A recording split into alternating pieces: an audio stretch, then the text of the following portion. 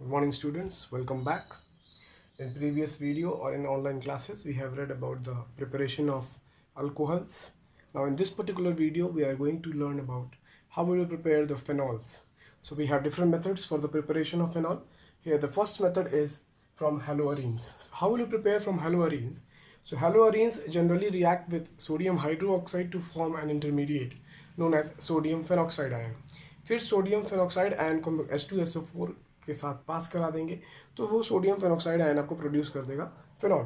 तो रिएक्शन लिख के देखते हैं फ्रॉम हेलोअरीन्स। पहले हम लोग लेंगे यहाँ पर क्लोरोबेंजीन ले लेते हैं। इसका रिएक्शन हम लोग NaOH के साथ में करा देते हैं तो हमको प्रोड्यूस कर देगा ये ONA that is sodium phenoxide ion. फिर इस सोडियम फेनोक्साइड आयन को हम लोग H2SO4 के साथ में पास करा देंगे तो ये आपको प्रोड्यूस करके दे देगा phenol. The final product that you will get that is a phenol. और ये जो बाई प्रोडक्ट हमको ये जो इंटरमीडिएट बना ये क्या नाम था? Sodium phenoxide ion minus. ठीक है, तो it was the first method from haloarenes. Chlorobenzene reacts with the sodium hydroxide to form the intermediate sodium phenoxide ion, which further on H2SO4 you will get phenol, the product. Now the second method is from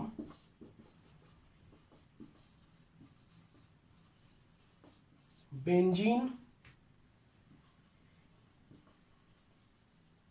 sulfonic acid. Benzene sulphonic acid से आप कैसे prepare करेंगे phenol? तो सबसे पहला benzene को जब हम लोग पहले सल्फोनिक एसिड होता क्या? बेंजीन सल्फोनिक एसिड हुआ HSO3। ये कंपाउंड मेरा बेंजीन सल्फोनिक एसिड होता है। ठीक है, इस कंपाउंड का रिएक्शन जब हम लोग NaOH के साथ में कराएंगे तो ये आपको SO3Na दे देगा। क्या दे देगा? SO3Na। फिर इसके साथ वापस NaOH को जब हम लोग फ्यूज करेंगे तो ये आपको कंपाउंड कन्वर्ट कर जाएगा सोडियम फेनोक्साइड आयन में ONA। फिर इसका हम लोग हाइड्रोलिसिस कर देंगे H+H2O तो तुमको ये क्या बना के देगा?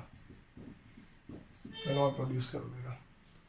सो benzene sulphonic acid sodium hydroxide के साथ में रिएक्शन करा दिए तो तुमको यहाँ पर फिर बेंजीन सल्फोनिक एसिड NaOH से रिएक्शन करा दिया तो सोडियम बेंजीन सल्फोनेट मिल गया। फिर इसके बाद में NaOH को फ्रीज करा दिया फ्यूज तो सोडियम फेनोक्साइड आयन मिल गया। फिर सोडियम फेनोक्साइड आयन को हाइड्रोलिसिस करा दिया तो क्या मिल गया हम लोग को? फेनॉल मिल गया।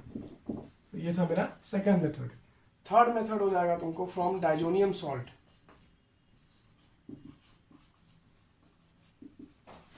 डाइजोनियम सॉल्ट, तो डाइजोनियम सॉल्ट के साथ में हो जाएगा बेंजीन के साथ में जब एनिलीन ग्रुप जुड़ा रहता है इसको NaNO2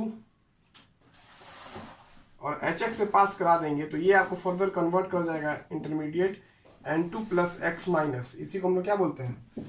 डाइजोनियम सॉल्ट बोलते हैं। फर्स्ट चैप्टर पढ़े भी थे। फिर इसी को जब हम लोग वार्म वाटर से पास करा देंगे, वार्म वाटर से, तो ये तुमको कन्वर्ट करके दे देगा फेनॉल और N2 गैस आपको गैस का रिलीज करेगा। तो फिर ये क्या हो गया? फेनॉल हो गया। तीन रिएक्शन पहला पढ़े फ्रॉम हेलोअरीन्स, दूसरा पढ़ लिए हम लोग फ्रॉम बेंजीन, तीसरा पढ़ लिए फ्रॉम डाइजोनियम सॉल्ट। चौथा रिएक्शन है फ्रॉम क्यूमीन। क्यूमीन क्या होता है? आइसोप्रोपाइल बेंजीन को हम लोग क्या बोलते हैं? क्यूमीन बोलते हैं शायद। सही है ना जी? तो क्यूमीन को जब ऑक्सीडाइज करेंगे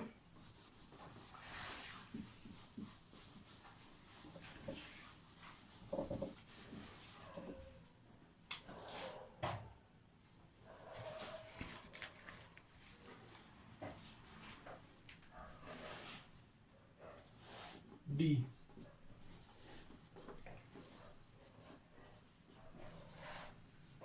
from cumene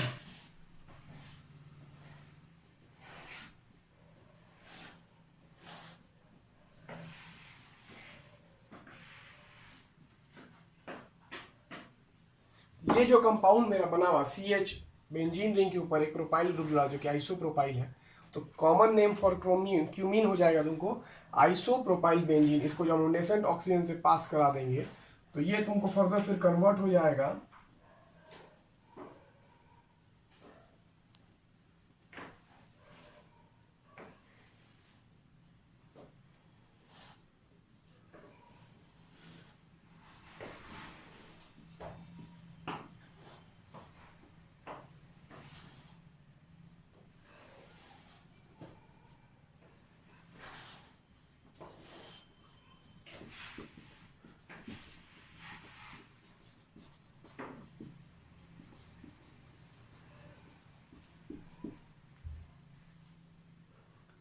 क्यूमीन का ऑक्सीडेशन कराया गया तो ये तुमको कन्वर्ट कर गया हाइड्रोपेरोक्साइड में। किसमें कन्वर्ट कर जाएगा? हाइड्रोपेरोक्साइड में। फिर फर्दर इसका हाइड्रोपेरोक्साइड का जब हम लोग हाइड्रोलिसिस करा देंगे तो ये कन्वर्ट कर जाएगा तुमको फेनॉल में, और एक बाई प्रोडक्ट में वो क्या मिल जाएगा? एसीटोन मिल जाएगा। What will get? एसीटोन। तो ये था मेरे पास 4 methods for the preparation of phenol. पहला मेथड था मेरा from haloarene, second one from benzene sulphonic acid, third from ब्रायोनियम सॉल्ट, और चौथा हम लोग पढ़े फ्रॉम क्यूमीन। तो अभी तक हम लोग पढ़ लिए methods of preparation of alcohols पढ़ लिए थे, आज पढ़ लिए फेनॉल्स। अब पढ़ेंगे फिजिकल प्रॉपर्टीज। तो फिजिकल प्रॉपर्टीज ऑफ अल्कोहल और फेनॉल में फिर वही आएगा तुमको, बॉइलिंग पॉइंट किसको कहते हैं, फिर मेल्टिंग पॉइंट का क्या डिफरेंस होगा, फिर सॉल्युबिलिटी के बारे में बात करेंगे। तो एक एक करके हम लोग यहाँ पर तीनों चारों टॉपिक को देखेंगे, physical properties of alcohols and फेनॉल्स।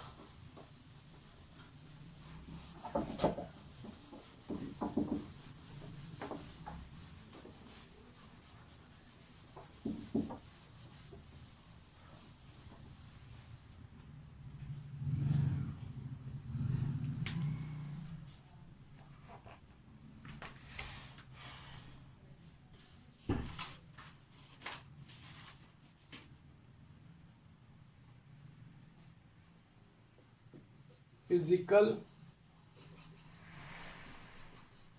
properties of alcohols and phenols। तो फिजिकल प्रॉपर्टीज है, पहला हम लोग को पढ़ना है boiling point, that is BP. The boiling point of alcohol and phenol increases as the mass of the compound increases। आपको पता भी है कि boiling point is directly proportional to the molecular mass of the compounds। तो very similarly यहाँ लिख सकते हैं boiling point of alcohols and phenols increases as the number of carbon atoms increases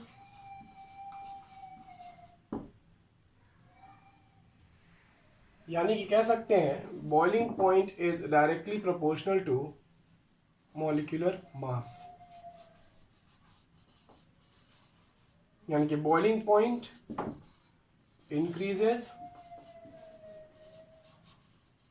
molecular mass increases, ठीक है, और boiling point is inversely proportional to branching of chain.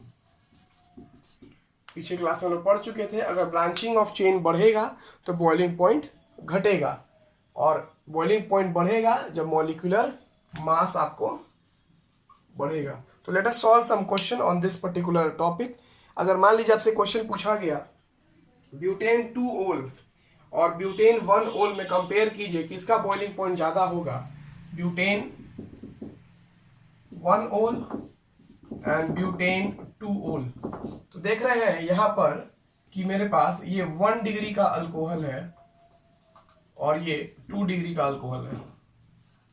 तो compare करेंगे तो यहाँ पर ब्रांचिंग आ जाता है, यहाँ पर ब्रांचिंग नहीं, तो इसका क्या होगा, मास ज्यादा, बॉइलिंग पॉइंट ज्यादा होगा और इसका बॉइलिंग पॉइंट कम होगा। सो ये आंसर आपका सही हो जाएगा, वो वाला गलत हो जाएगा। अब दूसरा टॉपिक आता है कि types of hydrogen bonding. Alcohols में हाइड्रोजन बॉन्डिंग कैसा होगा? तो वाटर मॉलिक्यूल, जैसे मान लीजिए अल्कोहल्स को पानी में मिलाएंगे हम लोग तो हाइड्रोजन बॉन्डिंग पॉसिबिलिटी है, हाइड्रोजन बॉन्डिंग कितने तरह का होता है? 2 तरह का होता है, इंटरमॉलिक्यूलर और इंट्रामॉलिक्यूलर। इंटरमॉलिक्यूलर मतलब 2 अलग अलग मॉलिक्यूल में, इंट्रा मतलब विद इन द मॉलिक्यूल। यानी इंटर, जैसे हमारे स्कूल में भी इंटर हाउस कॉम्पिटिशन्स होता है, मतलब 2 हाउस के बीच में कंपटीशन होता है, तो उसको हम लोग क्या बोलते हैं? Inter house competition, sorry. उसी तरीका से जब 2 मॉलिक्यूल के बीच में बॉन्डिंग बनेगा तो वैसे क्या कहेंगे? Inter molecular H bonding. और इंट्रा मतलब विद इन द मॉलिक्यूल, अगर एक ही मॉलिक्यूल के अंदर अगर एच बॉन्डिंग का फॉर्मेशन हो रहा है तो उसको हम लोग क्या कहेंगे? Intra molecular H bonding. अब देखते हैं अल्कोहल्स में और फिनॉल्स में किस तरह का एच बॉन्डिंग होता है।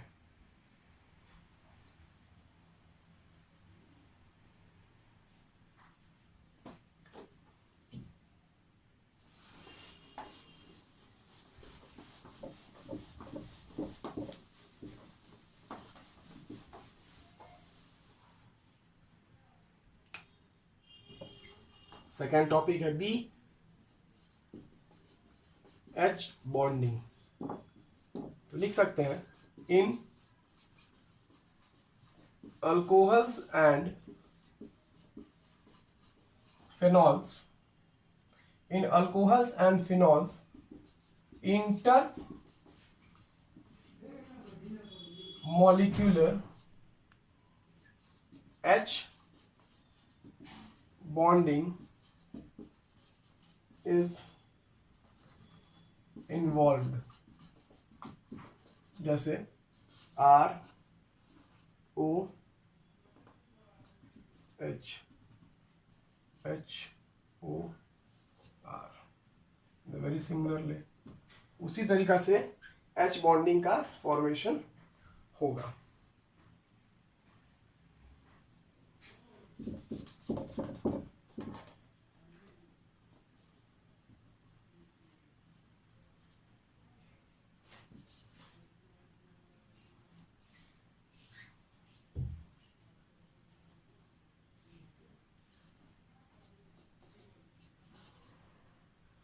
एक मॉलिक्यूल ये हो गया और एक मॉलिक्यूल ये हो गया, 2 अलग अलग मॉलिक्यूल है, इसलिए इसको क्या कहेंगे?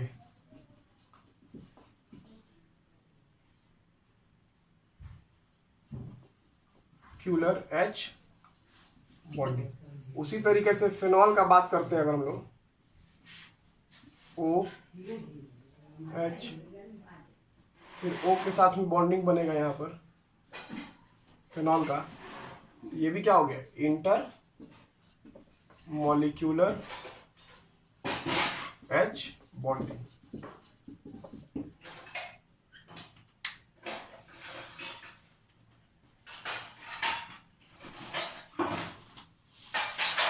अब सॉल्युबिलिटी के बारे में बात करते हैं, तो सॉल्युबिलिटी भी क्या होगा? तुमको इंक्रीज कर जाएगा। देखते हैं सॉल्युबिलिटी के बारे में क्या कहता है। The alcohols and phenols are soluble in water due to the ability of the formation of H bonding. जैसे यहाँ दिख रहा है, यहाँ पे हाइड्रोजन के साथ में बॉन्डिंग हो रहा है, इसलिए इसका सॉल्युबिलिटी भी क्या होगा? मैक्सिमम हो जाएगा। आगे समझ में, तो solubility decreases with increase in the size of the alkyl group. जाहिर सी बात है, अल्काइल ग्रुप का अगर साइज इंक्रीज करने लग जाएगा तो सॉल्युबिलिटी डिक्रीज करने लग जाएगा। क्यों? क्योंकि स्टेरिक हिंड्रेंस आने लग जाएगा, वहाँ पर सॉल्वेंट इफेक्ट क्रिएट हो जाएगा।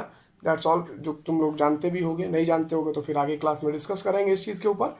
अब हम लोग को पढ़ना, तो ये था मेरे पास फिजिकल प्रॉपर्टीज़ के बारे में। अब अगले क्लास में हम लोग क्या पढ़ेंगे? Chemical properties of the alcohols, जिसमें हम लोग पढ़ेंगे alcohol act as a nucleophiles as well as electrophiles.